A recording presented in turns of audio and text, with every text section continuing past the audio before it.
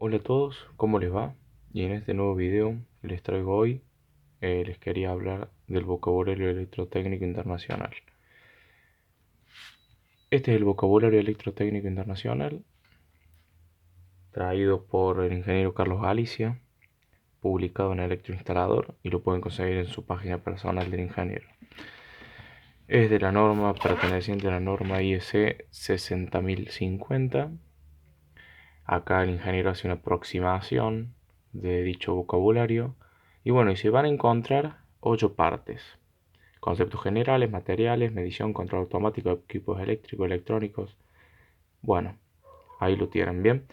Y yo me quería detener en por qué esto lo considero importantísimo para todos los profesionales y para el que está aprendiendo, y mostrarles cómo lo trabajé yo. Este ya lleva tiempo conmigo, viene en color, lo pueden conseguir en internet por color. Es cortito y es muy importante.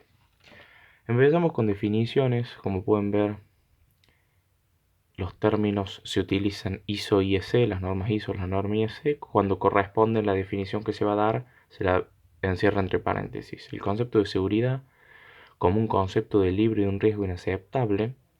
¿Por qué? Porque tenemos que tener en cuenta que no existe la seguridad absoluta en nuestra área. Hablamos siempre de riesgos tolerables. Ahí ese riesgo tolerable lo fija, por supuesto, la reglamentación argentina de electrotécnica, AEA. Y bueno, así yo lo fui trabajando. Ahí vemos definiciones de riesgo tolerable, tierra de referencia, tierra local, choque eléctrico, conductor. ¿Por qué ampliamos la palabra conductor? Bueno, conductor es la parte conductora. Esa es una definición muy precisa. ¿Por qué? Porque cuando nos queremos referir a un IRAM NM2473, no hablamos de cable, hablamos de conductor aislado. El concepto de poner a tierra, el concepto de equipotencialidad, elementales para entenderlo y para emplearlo en el uso de diario, ¿no? Aislación funcional, un concepto también muy relevante. ¿Por qué? Porque no impide el riesgo de un choque eléctrico, simplemente funcional para que el equipo funcione. Ahí cito un ejemplo: las espiras de enrollamiento de un motor o de un transformador. No debe ser confundido con el concepto de aislación básica, que es uno de los métodos para garantizar la protección ante los contactos directos. Es muy importante ese tipo de precisión. Por eso a veces cuando hablamos a todos nos puede pasar, se nos puede pasar por alto algo o imprecisamos alguna terminología incorrecta. Puesta a tierra de protección, puesta a tierra por trabajo, puesta a tierra funcional, todos los tipos de puesta a tierra que pueden existir. La diferencia entre impedancia de puesta a tierra y resistencia puesta a tierra, totalmente distinto esto del bail, directamente, ¿no? Del bail. Aislación reforzada no es lo mismo que la aislación suplementaria. Eh, Vamos a ver también el concepto de envolvente. Y acá me quiero detener en una pequeña parte. ¿Por qué? Porque, bueno, envolvente viene en envoltura y como los pueden ustedes mismos estar leyendo ahora, me quería detener en el punto de las influencias externas. En la reglamentación AEA 9368, en este caso vamos a hacer un momento esto, parte 5, ¿sí? Que prontamente voy a estar haciendo videos sobre esto. Se hace un cuadro muy completo donde se habla de las influencias externas, y podría decir que eso es lo más importante de la reglamentación por la variedad de situaciones en las que nos podemos encontrar, y son esas situaciones las que nos van a determinar a nosotros dónde estamos parados y qué reglamentación vamos a aplicar correspondiente a esas influencias externas. Entonces, las influencias externas también para determinar un grado envolvente de gabinete que vamos a utilizar, si de material sintético, metálico, si lo vamos a construir en doble aislación con respecto a la norma IS de tableros, en fin. Acá vemos también impedir el acceso de partes activas peligrosas de cualquier dirección. Eso es generar una barrera de protección en la construcción de ese tablero. Por eso cuando se construye un tablero de clase 2, doble aislación, las barreras de protección en parte nos las da el fabricante. Son aquellos, por ejemplo, aquellos tapones ciegos que colocamos sobre la tapa del gabinete del tablero ya finalizado en los espacios que quedan para evitar los contactos directos o cualquier tipo de choque eléctrico.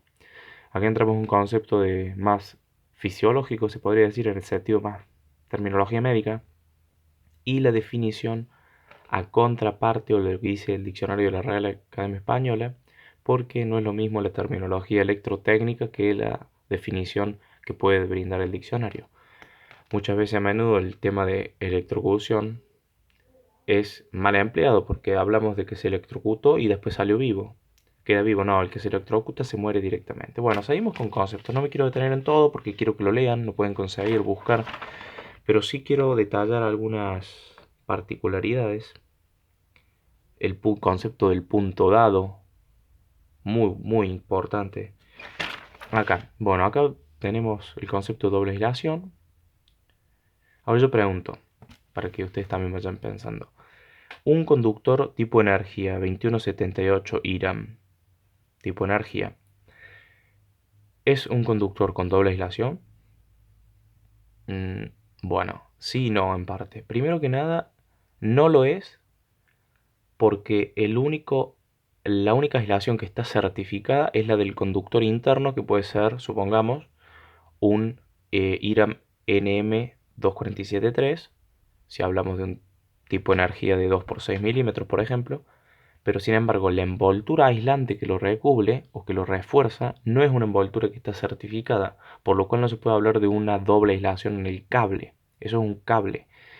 Sin embargo, en las bandejas que son o sea, que portan estos cables, se consideran más extrañas porque se entiende también que esa aislación, sumada a la aislación básica de los conductores o del conductor interno, es muy difícil que produzca una falla o entre en estado de falla la aislación. Por eso se le considera una bandeja portacable más extraña.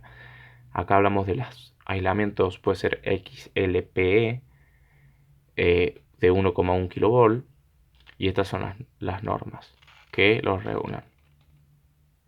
La forma de la construcción, acá está, esto es lo que mencionaba recién, construir un tablero en clase 2 siguiendo los criterios de la norma IS 6439 de tableros. Bien. Corriente de línea, corriente admisible, conductor de línea, en vez de emplear conductor de fase, cuando empleamos el término conductor de línea para referirlo L1, L2, L3. Corriente de falla, distinta de la corriente de fuga. La corriente de falla es una corriente que se produce producto de un defecto de aislación en algún punto de la instalación sobre el conductor o sobre una masa y corriente de fuga es una corriente que en condiciones normales se genera y se produce, se distribuye por el conductor de protección hasta finalizar en la puesta a tierra, que con una instalación mal planificada, mal proyectada, si no tenemos una distribución de circuitos diferenciales que no son aptos para dichas cargas, vamos a tener problemas de suministro porque va a abrir los circuitos, por supuesto. Acá lo tenemos al ingeniero Carlos Galicia, un gigante de gigantes, maestro que siempre se sigue aprendiendo de él, y estos son uno de los cursos que sigue dictando. La verdad que un maestro. He aprendido muchísimo y sigo aprendiendo de Carlos. Por eso este video también va por eso, para mostrar los documentos y los aportes que le he hecho que han sido increíbles. Concepto de cortocircuito, concepto de conductor aislado. Seguimos. Importantísimo. Simbología de los interruptores, siempre mal empleadas, siempre. Ese asterisco que se ve es el automático. El de abajo vendría a ser el seccionador automático, vendría a ser, porque es seccionador. Bien. Bueno, seguimos. Concepto de cable. No es lo mismo que el conductor aislado. Mal empleado por la reglamentación AEA. También. En cambios que se hicieron posteriormente a las reglamentaciones antiguas. Bueno, conceptos de canalizaciones, tipos de canalizaciones, bandejas, cable canales, como pueden ver todo esto está trabajado. Temperatura máxima admisible de los conductores, cuando también se elige emplear un conductor, espacio entre cañerías, entre conductos, corriente de desconexión instantánea de los interruptores automáticos, pequeños interruptores automáticos, poder de corte último. Importante también el tema de la corriente presunta de cortocircuito, la selección correcta de las curvas de los interruptores automáticos, el factor K. Esta tablita es la que se hace para determinar qué poder de corte último le vamos a dar al interruptor automático. Acá hay ejemplos, hay un montón de ejemplos que lo hacen muy práctico para entenderlo. medición de lo que sería la impedancia de los suelos aislantes, paredes y suelos aislantes, 50 kiloohmios, 100 kiloohmios, depende de lo que queramos lograr, de qué material estemos trabajando, la condición de defecto simple que me recuerda al esquema IT de hospitales, por ejemplo, donde se practica la medicina humana, que vigilado por un monitor de aislación se permite una primera falla que no corte el suministro para poder continuar con la operación y posteriormente cuando se termina hay que solucionarlo inmediatamente. Esa es una condición excepcional que se da en el esquema IT en sanatorios, hospitales, clínicas, donde en la sala particular donde se percibe, donde digamos el suministro no se puede cortar, se permite esta excepción. Bien, las protecciones contra los contactos directos. En el caso de defecto, aislación básica, barrera, diferencial. Bueno, vamos con la parte 6. Seguimos con el tema de interruptores automáticos. Es un tema que lleva bastante porque es importante. Aislación básica, suplementario reforzada. Bien. Materiales, equipos clase 1, clase 2 y clase 3. Distintos tipos de masas, masa eléctrica, masa extraña, doble aislación. Clasificación del personal, BA1, BA2, BA4 y BA5 BA4 y BA5 son técnicos especializados, conocedoras de los peligros de la corriente eléctrica. Otro concepto importantísimo, el tema de polo protegido, polo no protegido. Interruptores automáticos que pueden ser termomagnéticos, que pueden ser un polo más neutro o dos polos. Yo siempre recomiendo dos polos, como la línea STEC, por ejemplo. Los distintos tipos de curva. Siempre recomiendo proteger en domiciliario todo con curva B si se consigue. ¿Por qué? Porque es la curva que se podría llegar a decir que una corriente presunta de cortocircuito es la que tiene el rango más bajo de detección que una curva C, que es la que se instala siempre. De 3 a 5 veces la curva B, de 5 a 10 la curva C, de 10 a 20 la curva D. Siempre hay condiciones particulares para estos rangos, pero si se puede, no solo dejar la curva B para iluminación, sino también para toma corriente, ¿por qué no? Piensen que no es lo mismo medir una corriente de cortocircuito presunta en el inicio de la instalación eléctrica, en el tablero, que medirla en un toma corriente que a lo mejor está a 200 metros del tablero o a 100 metros. Hay muchas condiciones que cambian. La corriente de cortocircuito es muy baja en el punto más alejado del inicio de la instalación. Y esta tablita es increíble porque es muy buena, porque es la que muestra las condiciones en las que se realizó la prueba de los interruptores automáticos termomagnéticos, la 60.898. Y acá están los ejemplos en el estado que se hace la prueba, en el tiempo, los valores que arrojó y demás. El factor de disipación de energía térmica, bueno, un montón de cosas, ¿no? Por supuesto, acá está las curvas, los gráficos de tiempos de disparos, el disparo térmico, el disparo magnético, que por el disparo térmico es por sobreconsumo, sobrecorriente, y el disparo magnético ante un cortocircuito. Acá están los valores: K3 más de 3, K4 menor o igual a 5, temperatura de referencia por norma 30 grados. Esta fue la temperatura a la que la norma ensaya el interruptor. Acá están las formulitas. Lo tenemos de nuevo en ingeniero, por supuesto. Esto a color es muy lindo. Yo lo tengo hace tiempo, pero si se consigue color en rojo viene muy, muy bonito. Bueno, esto no está subrayado porque estos son conceptos que ya los tengo. O sea, no tuve la necesidad de subrayarlos. Ya vamos terminando. Esto requiere un poquito más de atención porque son algunos términos más precisos en cuanto a, bueno, una intensidad térmica convencional, siguiendo lo que venimos trabajando y lo que venimos leyendo. Corriente en el conductor de protección, corriente de fuga, que es la que se deriva por el conductor de protección, como bien hablamos. Corriente parásita, protección básica contra los contactos directos, protección en caso de defecto contra los contactos indirectos, diferencial. Y ya con esto terminamos. Acá hay un poquito más de lo que sería compatibilidad electromagnética, que también es una norma, no sé si la tengo por acá, que bueno, es muy interesante.